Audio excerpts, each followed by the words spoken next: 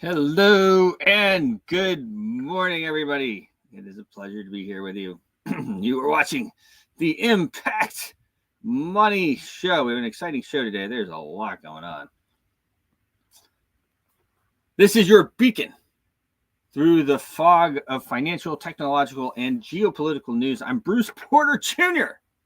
And this morning we're navigating through the sea of events that are not only shaping our present, but pivotal in defining the future of 2025 and beyond. I'll tell you what, it is going to be a heck of a year, guys. This is really big stuff that we have going on here. There's a lot going on. Let me shoot this link over here to my good friend Matt so he is ready to go.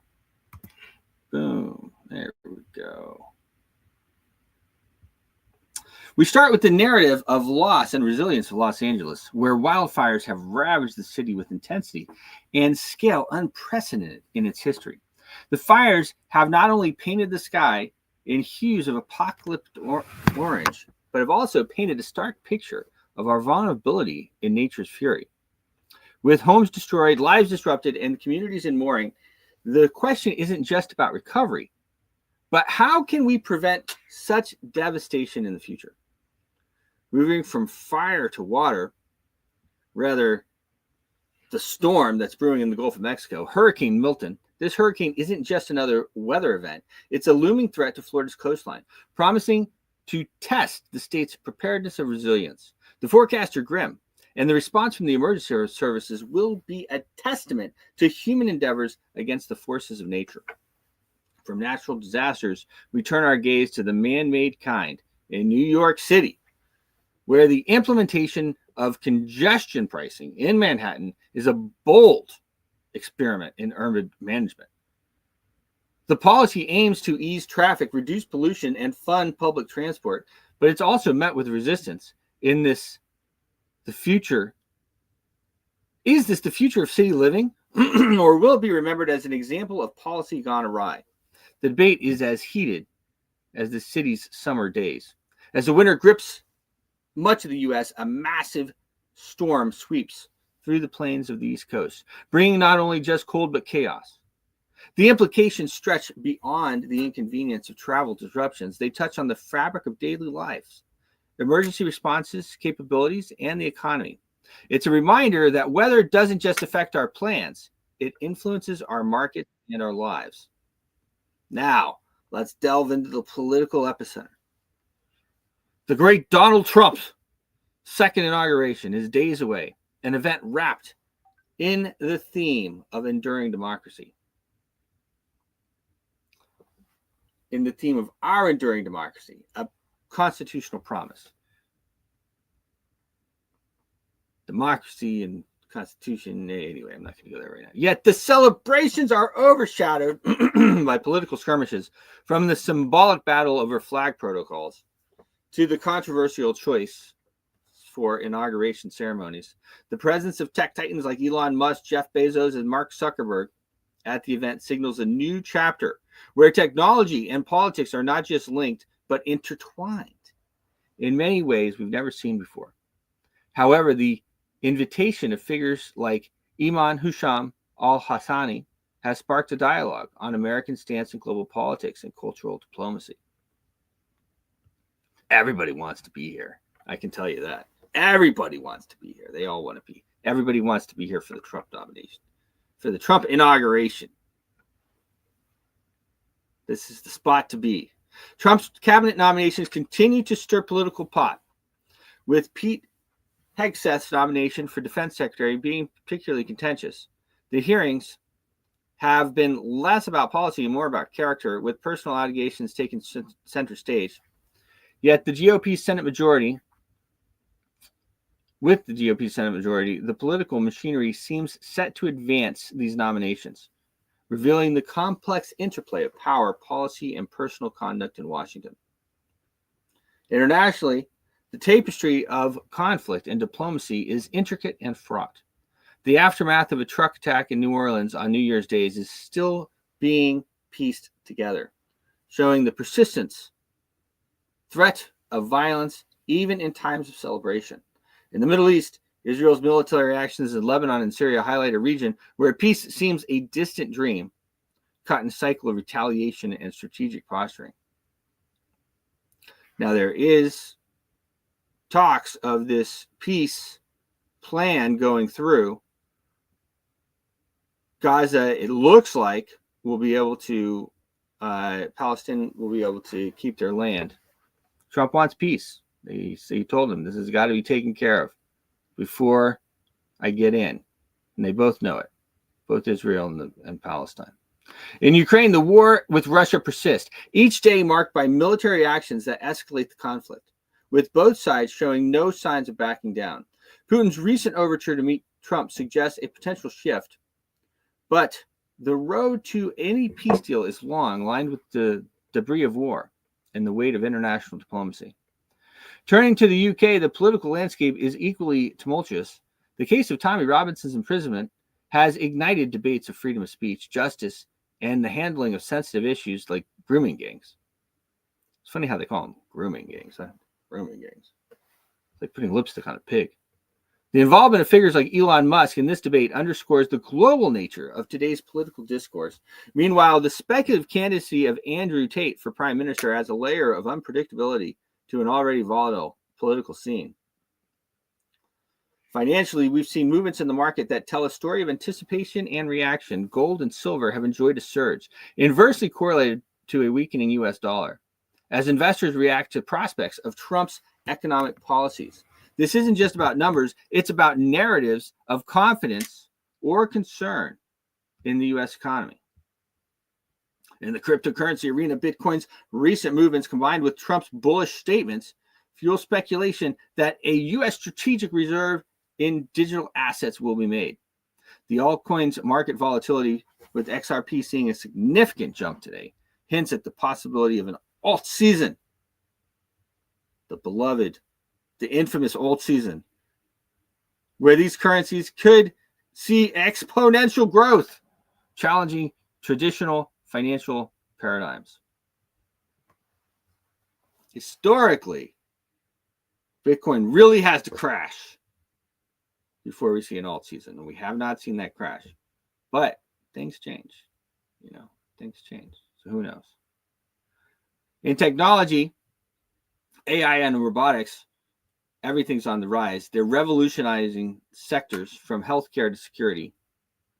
From AI's role in understanding and combating long COVID to the deployment of robots in various capacities, we're witnessing a technological evolution that promises to redefine how we live, work, and interact. This morning, we've journeyed through the landscapes of challenges, innovations, and ever-evolving human stories. Stay with the Impact Money Show as we unpack these developments. The great Matt Dixon will join momentarily. Of course, this inauguration event is really shaping up to be something very special. A lot of different events. I'm trying to put together a good sheet for everybody. But I have been busier than a one-armed coat hanger, as they say. Putting everything together, we have our events. Wouldn't it be nice to have some money saved up? Yes, sir. That's what you want to do at times like this. So you can buy the dip, right? Buy the dip. Yes. That is the way to do it.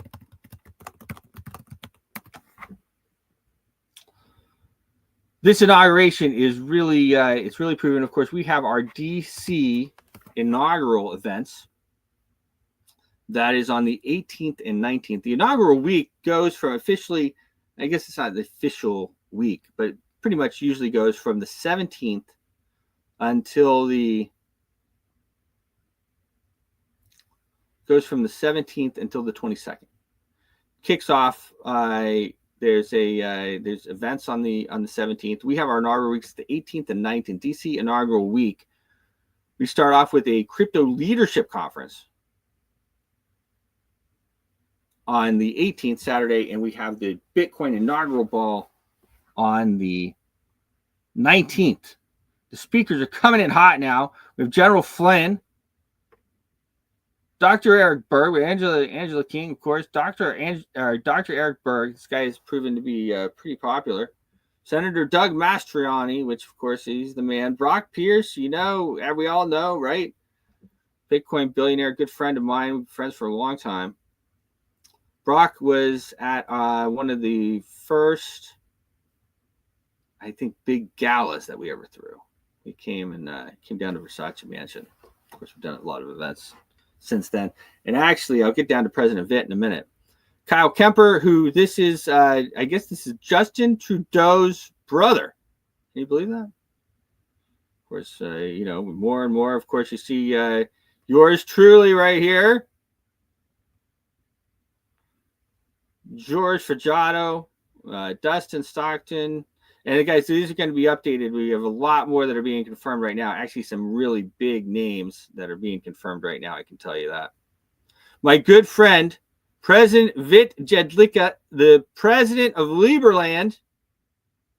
We have had a long history with Liberland. As a matter of fact, President Vit came and spoke at our very first Washington Elite event. It was like 7 years ago. We had the Washington Elite AI Blockchain Summit. And President Vit came with his delegation. And during the time that they were here in Washington, D.C., speaking at our event, they went and visited. They had official visits, state visits. And they got recognized by the Libertarian Party and, all these things. And so we have had a hand in the history of this one of these newest countries in the world.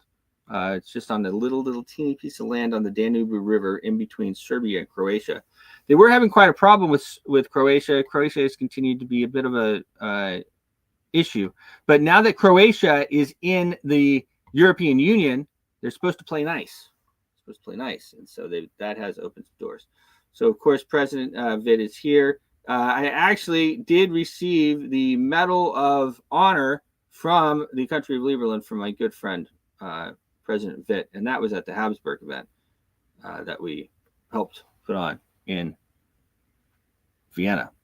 Gennaro D'Urso, good friend of mine, he has some amazing technology that he's put together in the medical field. Greb Chu, another one. This guy has put together an amazing blockchain. My friend Kyle S. Hotman, this is the honorable Kyle S. Hotman. He is a presidential appointee. Anton Gloucester, again, another good guy with some amazing technology. And the great Nick Spanos.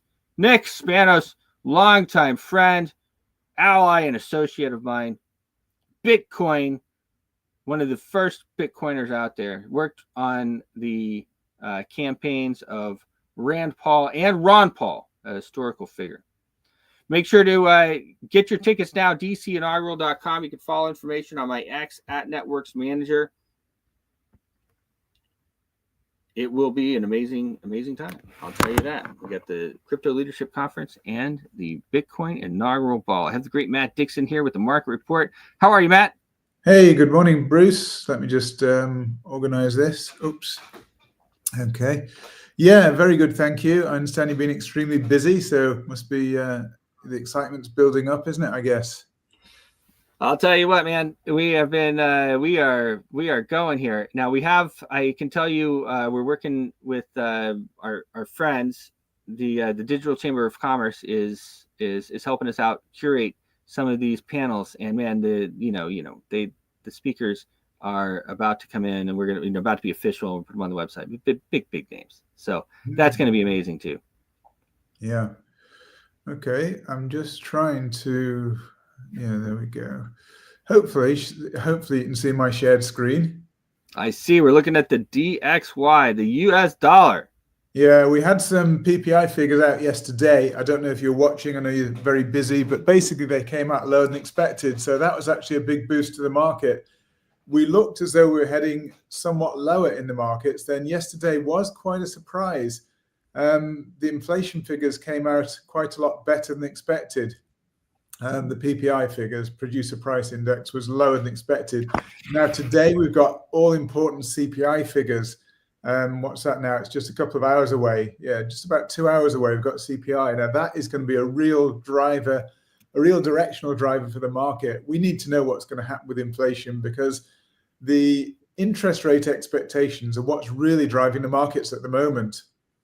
So we had quite a downturn because we saw inflation, we saw growth actually coming out last week much stronger than expected. So that actually chipped away at the interest rate cutting expectations, because remember, we were thinking of they were going to cut interest rates again.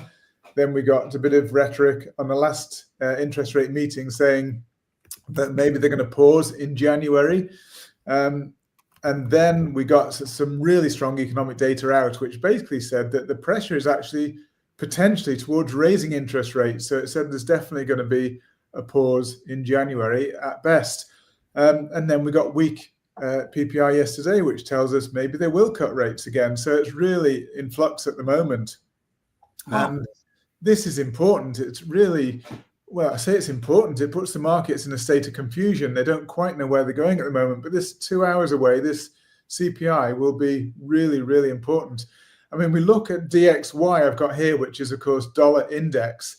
You can see it's come down a lot, and that actually came down precisely. And I've just put the indicator back in so we can see. Okay, yeah, we do have some bearish divergence there. So basically, you can see we've got higher highs on price, and we've got lower highs on corresponding RSI. Not much lower, but it is lower. And if you go back further, obviously back to this peak here, you've got even more divergence against the RSI. So what this was telling you was, particularly this last divergence here, that this was going to be a peak in the dollar index, and it peaked at about 110, which was actually a really important figure. You can see it's almost exactly 110, just over 110. It spiked above, but this was bearish divergence. It said, right, dollar's going to turn down, and that's exactly what happened. But to me, this doesn't at the moment look like an impulsive move down. So although we signaled a move down, it doesn't mean it's going to continue. It just said there's going to be a move down, but we're now at a potential turning point, I would say. And I think a lot of this depends on what's going to happen with CPI today. Now, with PPI being weak yesterday, and UK figures came out this morning, by the way, UK CPI came out weaker than expected. That's actually helpful to the UK because inflation was a problem. The fact they got weaker CPI than expected is quite a good sign. So in a way, let's hope that's the case for the US. We don't want inflation picking up any more than it has done. As you rightly say, you've said many times, prices have been spiraling out of control, much higher than CPI seems to indicate. So we don't want higher inflation, but the risk is there, and we need to watch that because that is going to drive markets. And I said that the other day when we had some data coming out. I think it was non-farm payrolls. I said that was going to be really important. The employment data is a very, very important driver for the US dollar, and it proved to be the case. Once that came out, better than expected. Actually, it was actually bad for risk assets because they thought, right, we're going to see higher interest rates than expected. And it's the interest rate expectations that really seem to drive markets.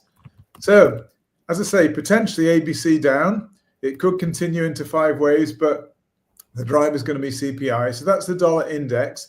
So let's just go down some of these dollar pairs and see what they're telling us. And there's a lot of uncertainty. This is the dollar against the yen. Now, as you saw the other day, we got a big sell-off. Well, first of all, we got quite a rise. Sorry, from here, we got a rise in the in basically the dollar against the yen, and that's seen as, when you see dollar yen rising, it's actually good for risk markets, risk assets, because this is all about the carry trade and borrowing money at cheap rates from the yen, investing into risk assets. So when there's a lot of borrowing going on, it actually drives the yen lower and the dollar higher. So dollar yen goes up. When you see a reversal, it's bad for the markets. And we've seen basically quite a bit of a reversal here. I'm just wondering whether we're going to see a further push up or whether we're going to continue down. It's hard to say. If this is an ending diagonal, which is a 1, 2, 3, 4, 5 ending diagonal, it's one of the few waves, impulsive waves, that's allowed to overlap.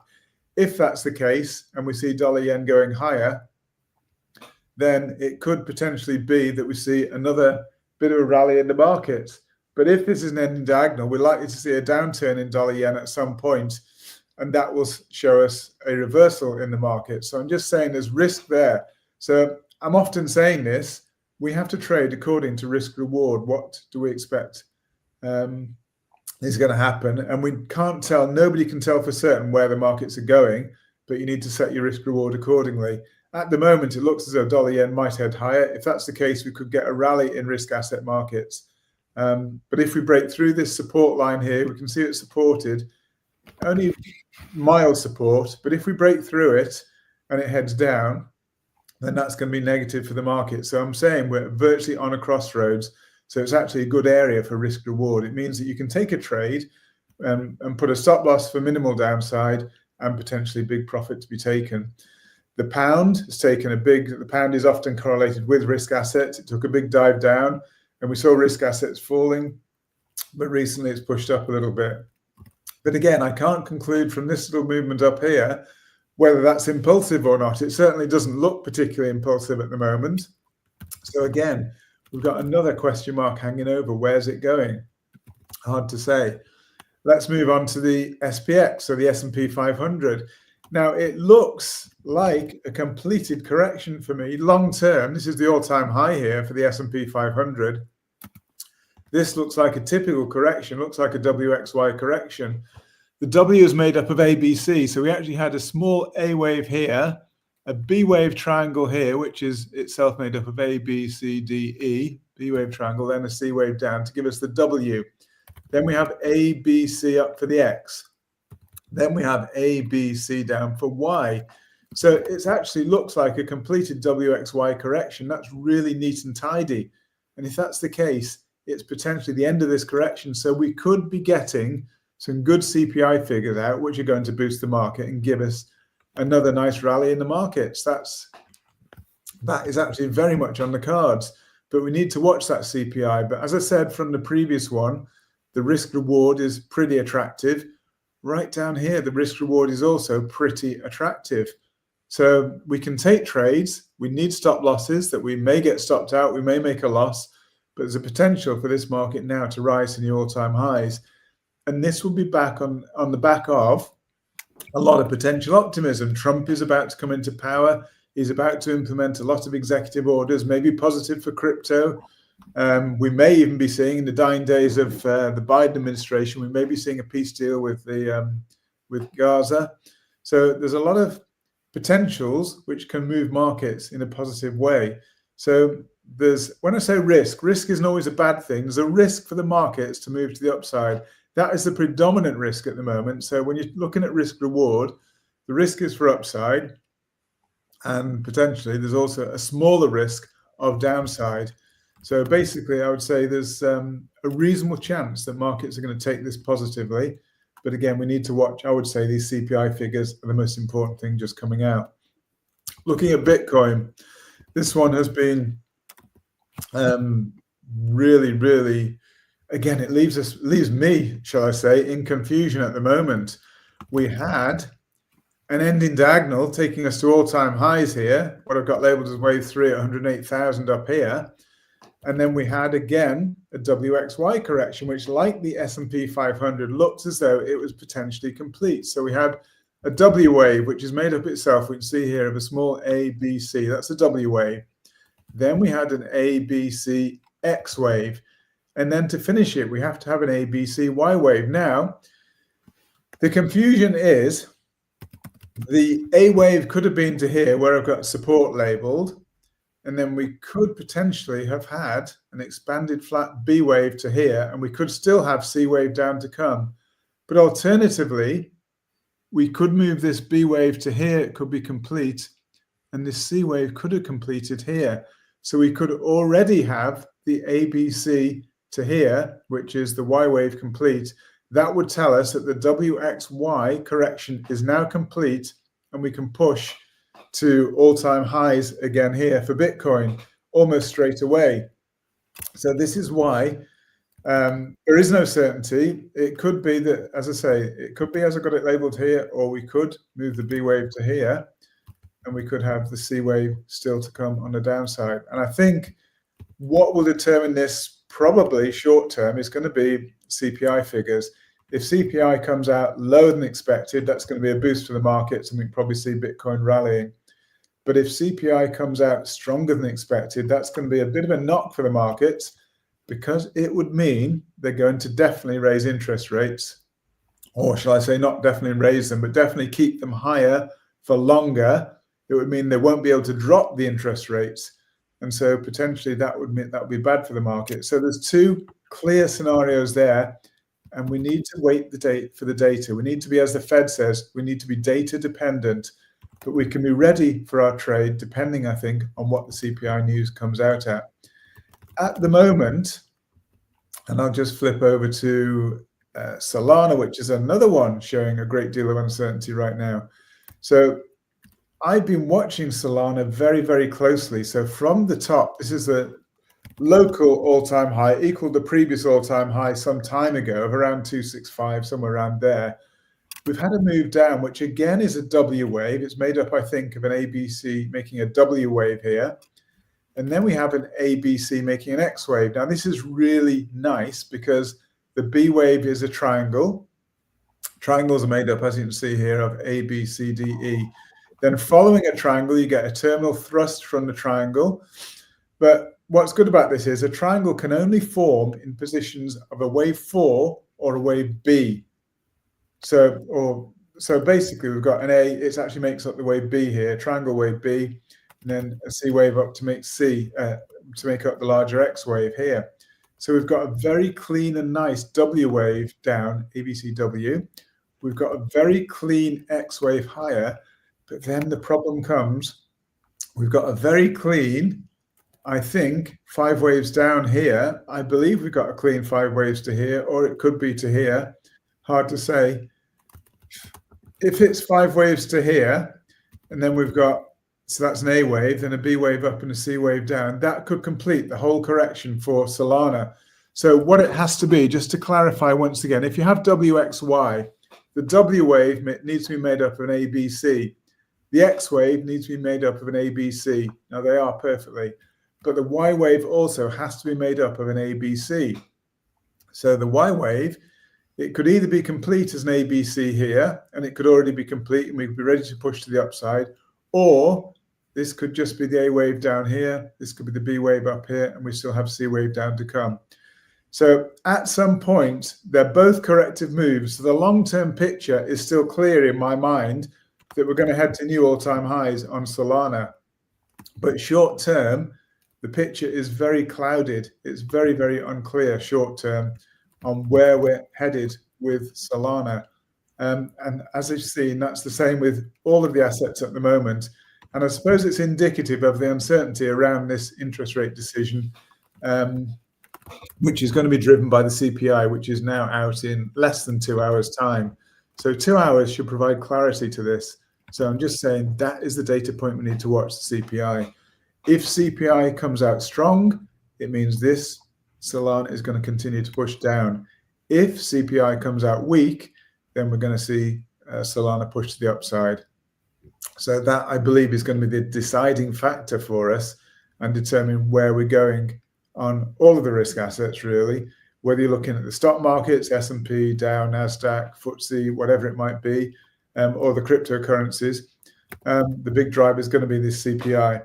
Now, if you ask me to give my thoughts are, we've had a recent trend of weaker than expected inflation. So I would tend to expect that the inflation is going to come out weaker than expected, and that will be good for the market. So I tend to think from a fundamental perspective of what I expect for the news, I think the markets are going to rally off this CPI news. But if I look at it technically, if I want to count this as an ABC completed to the downside, I just think the C wave is really, really short. It's possible, and it took us to a low below this level here. So it's entirely possible. So again, it just emphasizes my uncertainty over where we are in the markets. I think we touched on gold recently. Again, we had a very clear bearish divergence signal here, which told us this downturn. I still think gold looks really choppy, sideways kind of movement. I still think we've probably got another big wave to downside to come. So I think Bruce was saying this is inversely correlated to the dollar. So Let's just see what that comes out as. Hard to say at the moment. XRP, again, I thought we were in a triangle, a sideways triangle. That actual triangle could have been complete, so we could have had the E wave. As you know, an E wave is the only wave within the triangle that's allowed to either overshoot, so it could have come lower, or undershoot the trend line. So potentially this triangle is complete here, and we're pushing sharply to the upside. So XRP is maybe one of the first ones that's giving us a sign that we're pushing higher. But again, bear in mind, a triangle is a pre-terminal move. So the thrust, if this is the thrust to the upside, it should definitely go quite a bit higher. Probably take us to new all-time highs for XRP, but that will be the terminal wave. Following terminal wave, in this cycle, we get a very substantial correction. So I still think, and I've said this for weeks, if not months, I'm expecting all-time highs for a lot of the markets, but after those all-time highs, we're going to get a very substantial correction to come. We're not there yet, and we're obviously not even at all-time highs yet in most of the markets. We've still got to get past 108 for Bitcoin. We've got to get past 4,008 for Ethereum. Got to get past $265 for Solana, XRP 330 or somewhere around there, 331. So we've still got some ways to go to reach those all-time highs. The other alternative is for XRP. Just look at this, and these are important factors you need to watch out for. I'm just going to show you, where's it going? Horizontal there. This was the previous all-time high. Now just look at it. We tagged that previous all-time high. Now this is always a bit of a warning sign for me. I'll just remove that for the moment. This dotted line is the previous all-time high. This line here is exactly where price just reached up to. And don't forget, it's the previous all-time high. So potentially it's a double top. So I'm just giving you both sides of the story, that this may not even be a triangle. So if I remove that triangle out of the way completely, we could actually have a potential A down, B up, and C down to come. So this again tells you both sides of the story. Now you might say it's not really very helpful to me. You're telling me it can go up or it can go down. Well, yes, and that's really what I'm trying to emphasize. Markets can always go up or down. We need to look at the indications. So here we have double top. So potentially that was a good barrier for risk reward. So when you take your trades, there is never certainty, but if you were to go short here, you could have had your stop loss just above it, and prices moved down quite sharply. It was rejected from that overhead resistance and moved down sharply. You could even now move your stop loss into a very small guaranteed profit and let it run. If price does break to new all-time highs up here, you haven't made a loss because you're protected. And the most important rule in trading is don't lose money. But if price does break down, the potential reward is tremendous, because if this is a 3 waves down for A, 3 waves up for B, we should get 5 waves down for C. Or even if it's a W wave, WX, we still get substantial move down in a Y wave. So either way, if this does prove to be a correction. Now, do I think it's a correction? From this chart, I can't see this at the moment looking impulsive particularly. The only way to count it as impulsive, you'd have to count from down here, wave 1 up. It could be wave 1, doesn't look like it. 2 down, and then somehow 1 up, 2 down, 1. It's what's called nesting. It doesn't look right. So my gut feeling from this is I just think we're headed for a correction in the markets. Don't forget, we're only a matter of days away now from Trump inauguration. There's a lot of potential nasty things can happen before that happens. And I've heard that people want to get these things out of the way before Trump gets in. Don't forget, Trump is decisive and he takes action. He doesn't mess about. So once he comes in, I think there'll be less room for what do they say? The mice will play while the cat's away. Well, once the cat's back in power, those mice may have to stop playing. So maybe they want to get the games out of the way before Trump gets into power. This is just my thoughts, because Trump is someone who really exercises power and does make firm decisions, which is, I think a lot of people wanted to get stuff out of the way, but it just, I mean, they're running out of time. They're running out of time, admittedly. I mean, yeah, we're only a couple of days away, really, a couple of more market days. So yeah, they're running out of time, but Crypto can crash anytime, though. Yeah, and the rally that he's scheduled for Saturday, he's gotten a lot of push on for Sunday, actually, the day before the inauguration. He's gotten a lot of pushback on that. The Capital One Center only holds about 20,000 people, and the way his rallies are, people are going to be wrapped around, in line for a long time, and it's cold here right now. It's cold. There's snow everywhere, and that is a big potential. That something pretty bad can happen, and I'm not the only one saying it. I mean, God help us. I hope nothing does happen, but it is a tremendous risk to take before he takes the inauguration on Monday morning. Yeah. So let's hope, God willing, it all goes well. We don't ever want to see trouble and problems.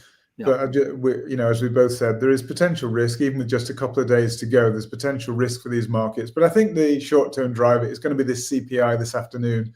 We're only an hour and 3/4 away from that CPI news now. And so, I kind of think you're right. It's going to pump. It's going to be good numbers, and that's going to pump the market. A lot of optimism right now. Yeah. So we'll see. I mean, if the market pumps, just going back finally to Solana. But XRP, when the market pumps, XRP's already pumped. So, and you know how XRP is. XRP can do inverse with the market.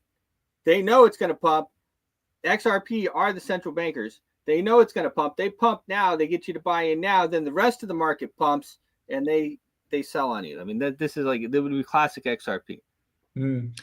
Just going back to Solana finally, this is the situation we're in at the moment. So as I say, we had the W down, we had the X wave up, they're really nice and clean, and potentially we've had ABC down. So I've got it labeled as 1 here. It could actually be ABC, and it could be complete the correction to the downside. So we could be moving massively up to the upside. So this potentially is now actually a potential wave 1. So if I just move that out of the way, potentially we've already had, get that out of the way as well, just move these out of the way.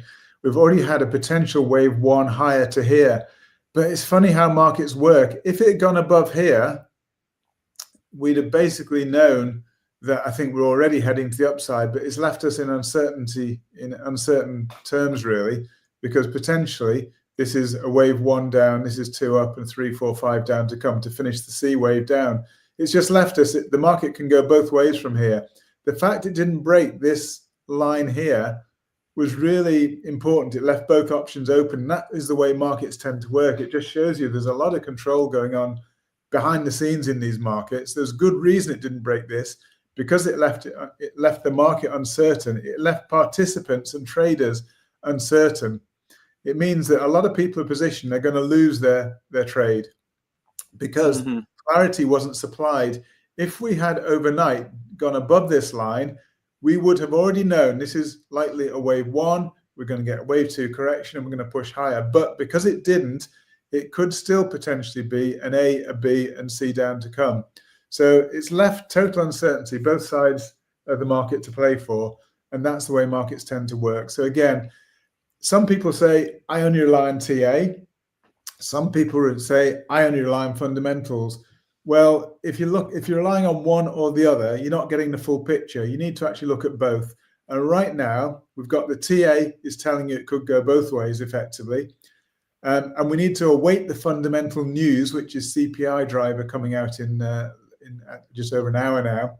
And we need to wait for that news, because it's the fundamentals right now that are going to complete the picture for us and tell us which way it's going. So all I'm saying is watch out for that CPI news. I don't know whether we're catching up tomorrow. I guess you're going to be extremely busy. Actually, are you going to be on tomorrow, Bruce? I'm planning on it at the moment, yes. Okay. Right. Well, let's look forward to tomorrow, and we'll catch up where CPI took us, and that'll give us some clarity on the market. So hope that was helpful. Have a great day, and thank you for listening. Thank you, Matt. Cheers. Cheers. The great Matt Dixon with the Market Watch Report here on the Impact Money Show. World-class analysis that we get. Now, remember, we're not financial advisors. This is how we see the market. It's how we call it.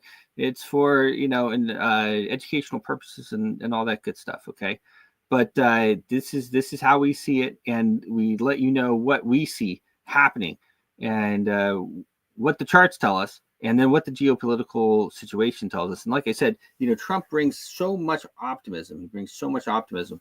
It really is something else to see. Of course, we do have the stranglehold. I put out a post yesterday. Actually, the great Elon Musk posted Wall Street Bets or something, talked about the so the government took in, actually it's worth, I'll just pull it up. It's easy for me to pull up because I responded to it. The U.S. government spent a third of what it brought in taxes and stuff. Let's see here, banking, on paying the central bank, the banking cartel. Okay, so it's a bad situation to be in. Here we go. I'll share my screen here.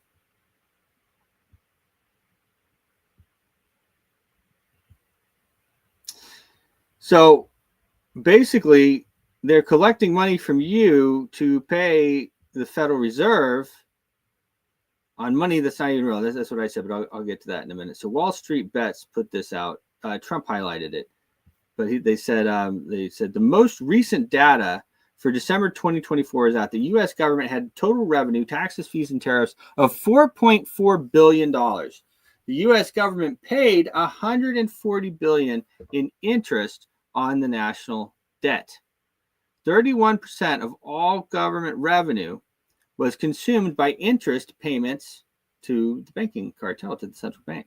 It's actually worse than that. The money revenue and payments for things like Social Security push up the revenue numbers, but it's all out at the door to its recipients right away. So it shouldn't even push up the number. If you ignore the Social Security and unemployment insurance money, the U.S. government had $317 billion in revenue and paid $140 billion in interest on the national debt. That's 44% of all revenue went to interest.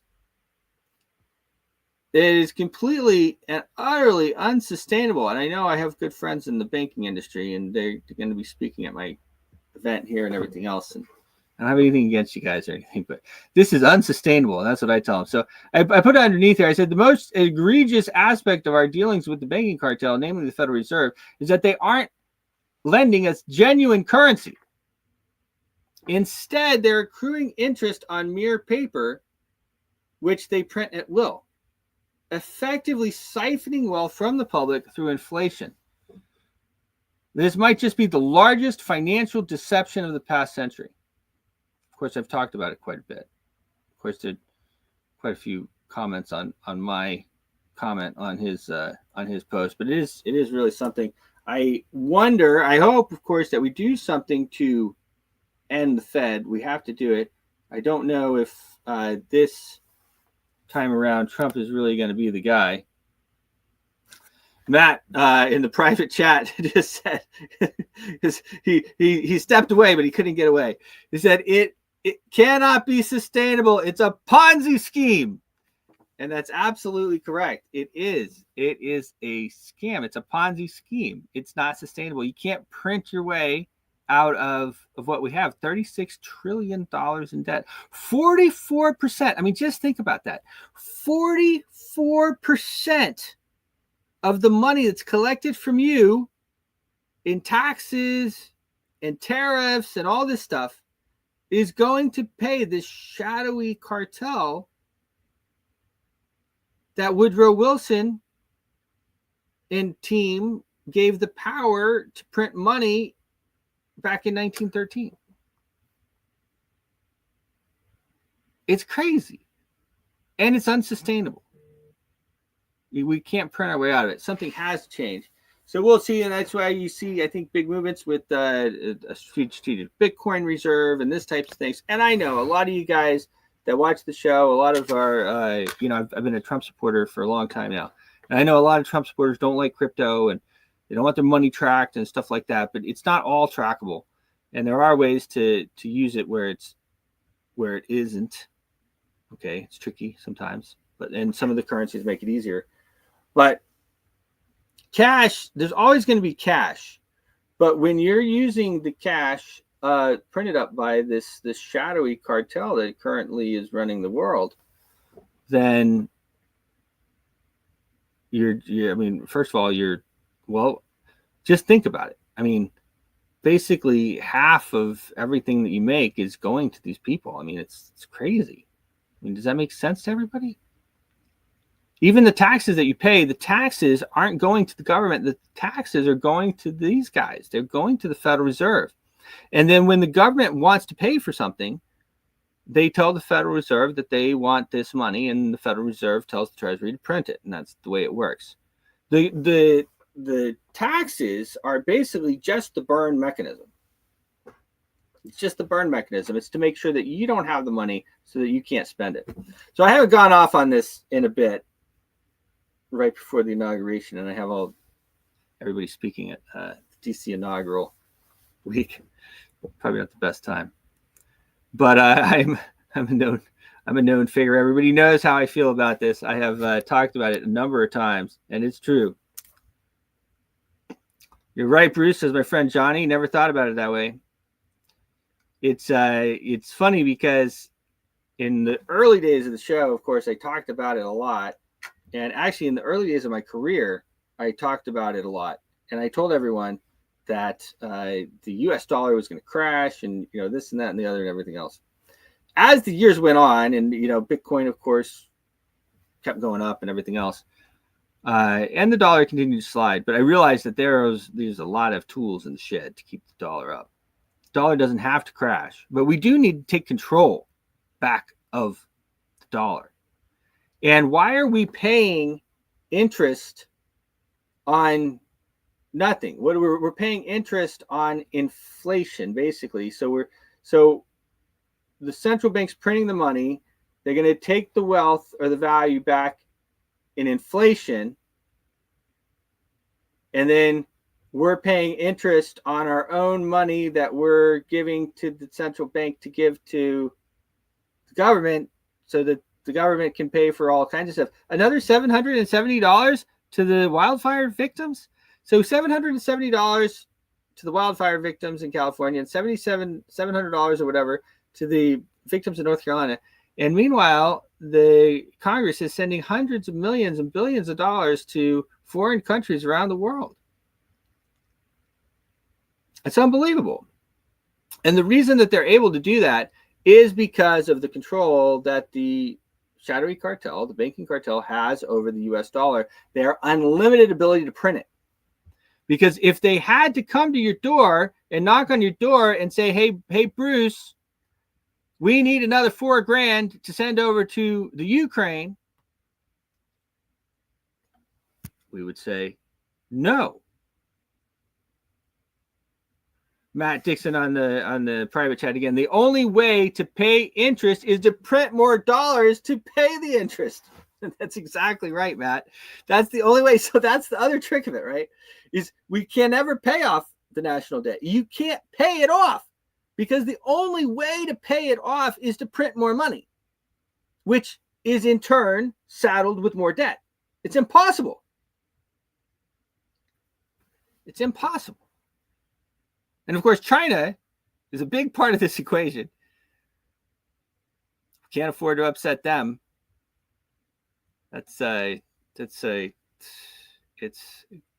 China buys a lot of the debt. When I was a kid, they used to say, we're going to borrow the money from China. Well, they don't really borrow the money from anybody, right? They borrow the money from you. They don't really borrow it. They just take it. They take it in inflation. And that's why eggs right now are one of the reasons why eggs are $7 for a dozen, and they were $1.50 a couple years ago.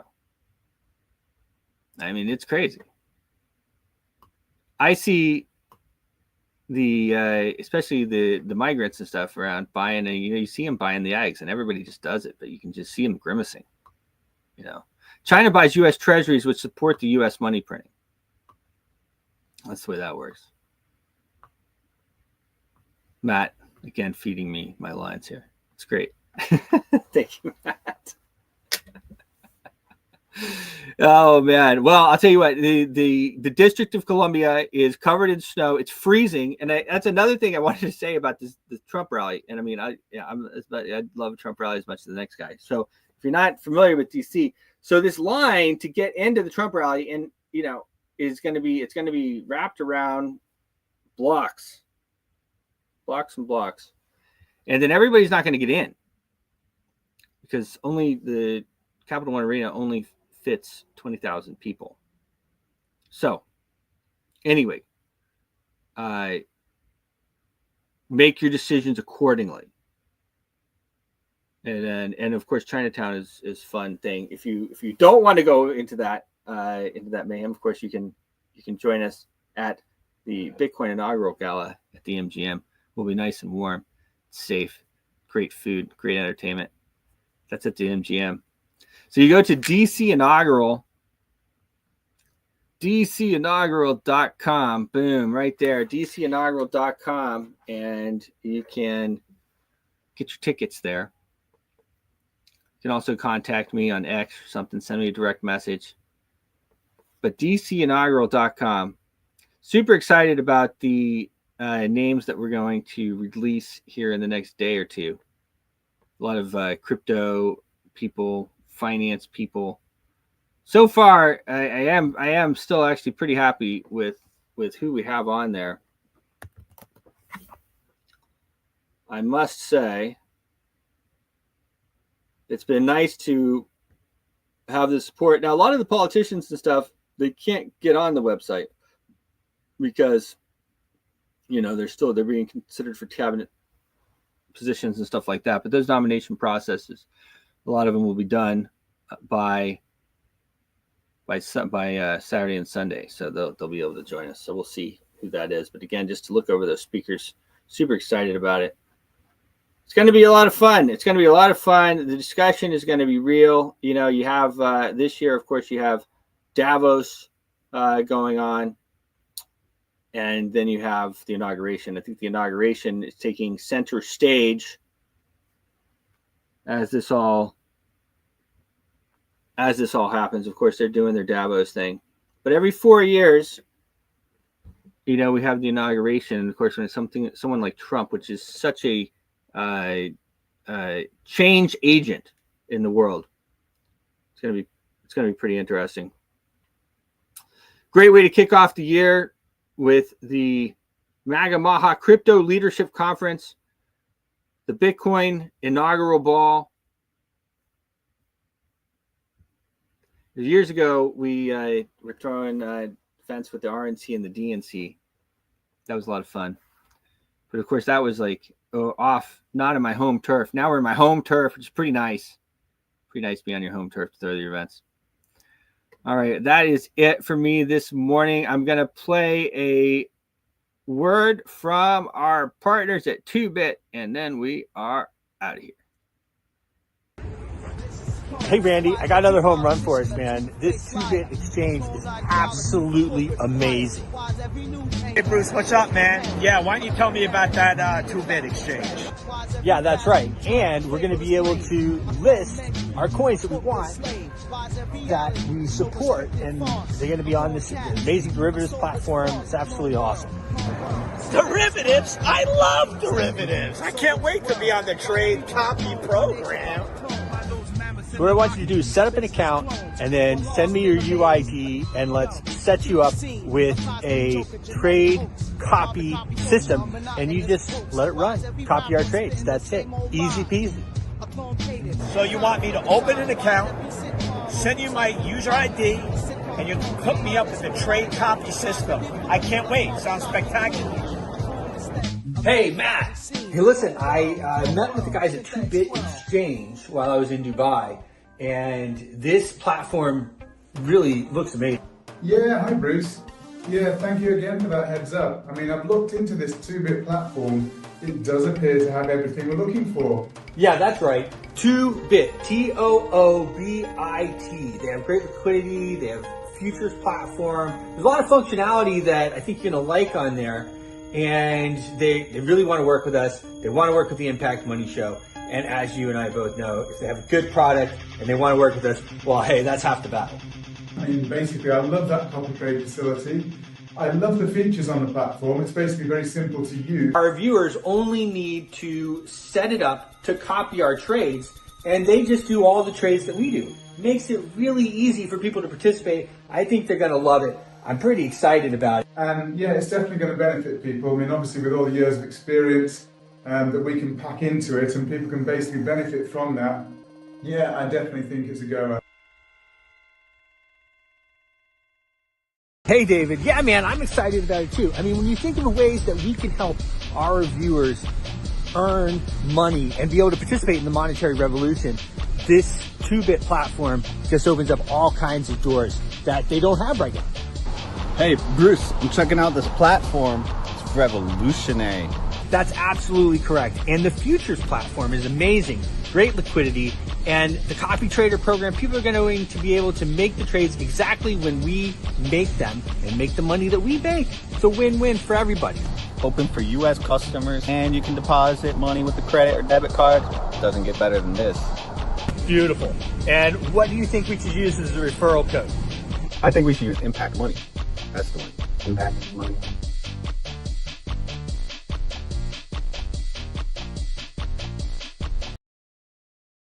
Your voice is powerful. When combined with social engagement, it's a force for change. Decentralized media paired with free speech is the catalyst for an empowered world and a unified, invaluable ecosystem. Join Global Boost, become a champion of free speech, and help to reshape the future of media.